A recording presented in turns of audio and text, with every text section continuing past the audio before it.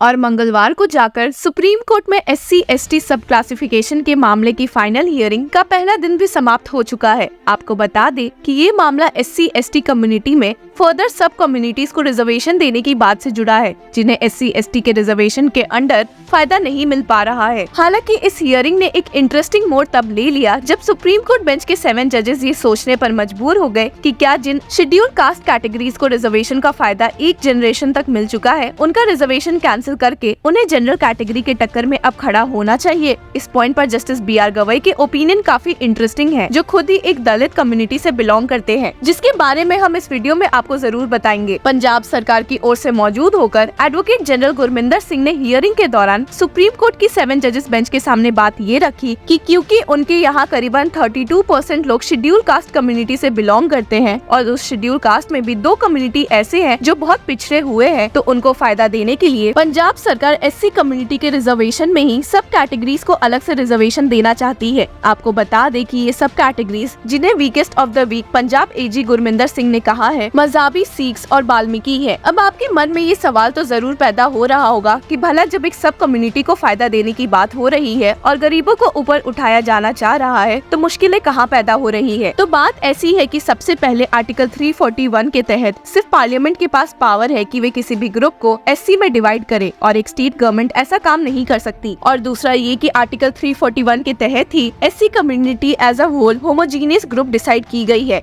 इसका मतलब ये है कि अगर एक ही ग्रुप में लोगों को और सब ग्रुप्स में डिवाइड किया जाएगा तो इनइक्वालिटी का माहौल पैदा हो सकता है और जो आर्टिकल 14 का वायलेशन होगा। जब AG गुरमिंदर सिंह ने अपने सबमिशन शुरू किए तो CJ DY चंद्रचूड़ ने कहा कि जिस तरीके से वे सब कैटेगरी को रिजर्वेशन देना चाह रहे हैं, वो ऐसा फील हो रहा है कि कुछ कम्युनिटीज को उठाकर दूसरों के ऊपर प्रायोरिटाइज किया जा रहा है, जिससे एक्सक्लूजन और इनइक्वालिटी पैदा होगी। हालांकि CJ की ये बात सुनकर AG गुरमिंदर सिंह ने सुप्रीम कोर्ट बेंच को समझाया कि वे एक्सक्लूजन की नहीं बल्कि फर्स्ट प्रेफरेंस की बात कर रहे हैं। इस मौके पर जस्टिस नाथ ने AG से सवाल करते हुए पूछ लिया कि क्या पंजाब सरकार ऐसा सब क्लासिफिकेशन रिजर्वेशन इसलिए करना चाहती है क्योंकि वे मानते हैं कि रिजर्वेशन का फायदा SC कैटेगरी में कई लोगों ने उठा लिया है और अब उन्हें जनरल कैटेगरी के लेवल पर ट्रीट होना चाहिए, जिसे AG गुरमिंदर सिंह ने अग्री किया। और जिसके बाद सुप्रीम कोर्ट बेंच सोचने पर मजबूर हो गई कि जब एक कैटेगरी को रिजर्वेशन का फायदा उठाकर एक जनरेशन तक फायदा मिल चुका है, तो क्या उन्हें आगे भी ऐसा फायदा मिलना चाहिए। सुप्रीम कोर्ट की हियरिंग तब दिलचस्प हो गई जब जस्टिस BR गवई, जो कि खुद एक दलित कम्युनिटी से बिलोंग करते हैं, ने कहा कि उनके हिसाब से जिन SC कम्युनिटी के लोगों को बहुत ही फायदा मिल चुका है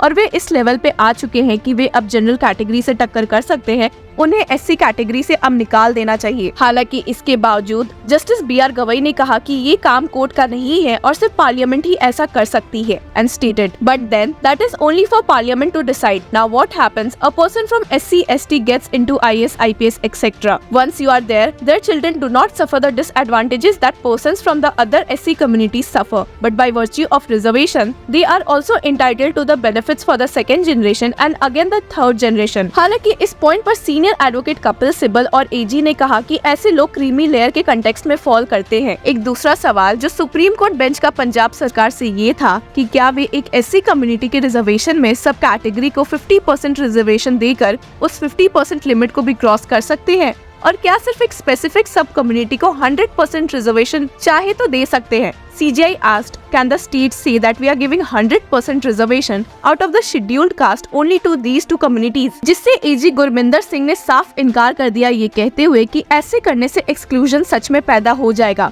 AG की ये बात सुनकर CJI ने इसके बावजूद ये भी कहा कि अगर पूरा एक्सक्लूजन नहीं भी है तो थोड़ा तो फील हो रहा है, and stated 100% is an absolute exclusion but 50% is an exclusion for those who can't compete for that 50% within the backward community. So we will have to answer if we have to in saying that Sinaya has perhaps overlooked jurisdiction. हालांकि CJI ने इसके बावजूद ये भी कहा कि वे समझ सकते हैं कि स्टेट को ऐसा लग सकता है कि एक रिजर्व्ड कैटेगरी में भी बैकवर्ड सब कैटेगरीज को फायदा मिलना चाहिए, एंड स्टेटेड स्टेट में feel backward class as a whole is well represented in the state but backward class within that class is not represented at all and thus that skewed representation needs to be corrected. CJI ने जब AG से सवाल किया कि क्या वे 50% reservation limit को cross कर सकते हैं, is the state bound by the 50% cap while applying the distribution of benefits within the 50%? Can the state not say, look, in my state, these are the truly marginalized communities. I want the benefits to go to them. Can the state do that or can they not do it? तो AG ने जवाब देते हुए कहा कि ऐसा कोई भी मैंडेट नहीं है जो रिजर्वेशन प्रोवाइड करे और बस एक इनेबलिंग प्रोविजंस है सच एज आर्टिकल 15 एंड 16। इस कंटेक्स्ट पर कि पंजाब सरकार एक कम्युनिटी को दूसरे कम्युनिटी के ऊपर रख के प्रायोरिटी देना चाह रही है, AG ने कहा कि अगर ऐसा नहीं होगा तो सबसे बैकवर्ड कम्युनिटीज को फायदा नहीं मिल पाएगा and said unless this exercise is permitted by law,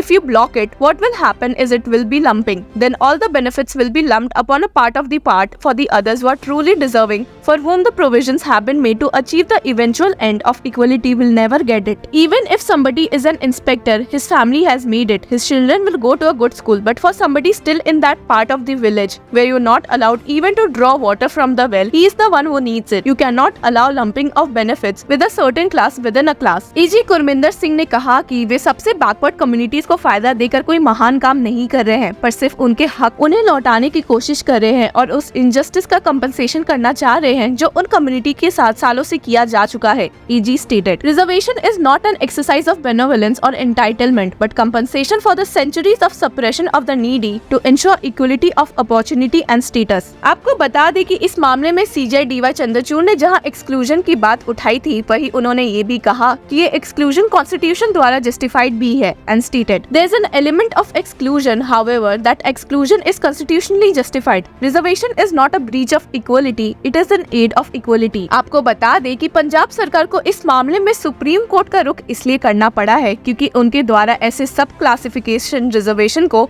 Punjab और हरियाणा हाई कोर्ट रिजेक्ट कर दे रही है। सुप्रीम कोर्ट के 2014 EV Chinnaiah versus state of Andhra Pradesh के फैसले को ध्यान में रखते हुए इस फैसले ने ये अपहेल्ड किया था कि एक state government schedule caste category में सब कैटेगरीज नहीं बना सकता है और इसी को लिए पंजाब सरकार सुप्रीम कोर्ट आ पहुंची। आपको बता दें कि सुप्रीम कोर्ट की 7 जज बेंच के सामने 2 मेन सवाल ये है कि कैन सब classification be permitted for the SC and ST categories since the same is permitted for the SC/BC category? Are state legislatures competent to introduce sub classification within the SC and ST categories? अब देखते हैं कि इस मामले की next hearing में क्या देखने को मिलता है। Till then, keep following law चक्रा।